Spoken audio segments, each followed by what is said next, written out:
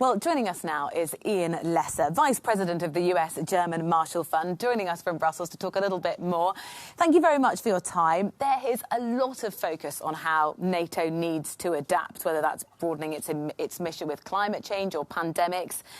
Does that, in your mind, show us that NATO's initial mission is now become obsolete almost?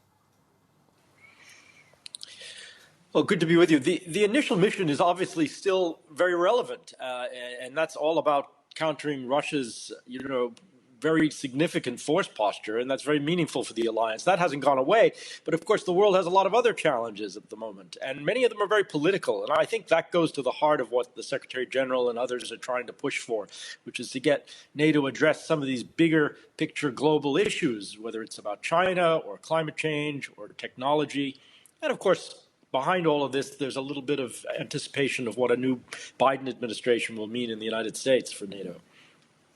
Well, if we talk about US relations, yesterday saw a bit of a clash between the Turkish foreign minister and the US Secretary of State Mike Pompeo. How serious is that rift? Well, it's a very significant rift. It's not just relations between Turkey and the United States that have become very stressed over the recent years. It's also within NATO as a whole, where some of the things that Turkey has been doing are extremely controversial and seen as at odds with alliance interests. The clash with Greece, it's not physical yet, but it always risks that in the Eastern Mediterranean over energy exploration. But really for NATO, the concern about Turkey buying the S-400 Russian air defense system, which is really not compatible with Turkey's air defense, with NATO's air defense architecture. There's a lot of concern about what Turkey is doing. What is a little surprising is that the U.S. Secretary of State would bring this in such a direct way into the summit discussions, and of course, it's gotten out into the press and the broader debate. Of course, there's going to be a new administration in the White House in January. Is that going to help or hinder?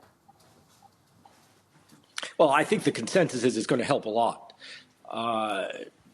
President Trump was a source of great controversy, but also huge concern for NATO. There was even, some fear that the United States would, if not withdraw from the alliance, at least disengage. This would really be devastating for NATO. And so, to have a new president come in who has a history of being familiar with the alliance, of taking NATO seriously, really has given it new energy. And I think you're beginning to see some anticipation of that in the discussions that are going on in this virtual summit.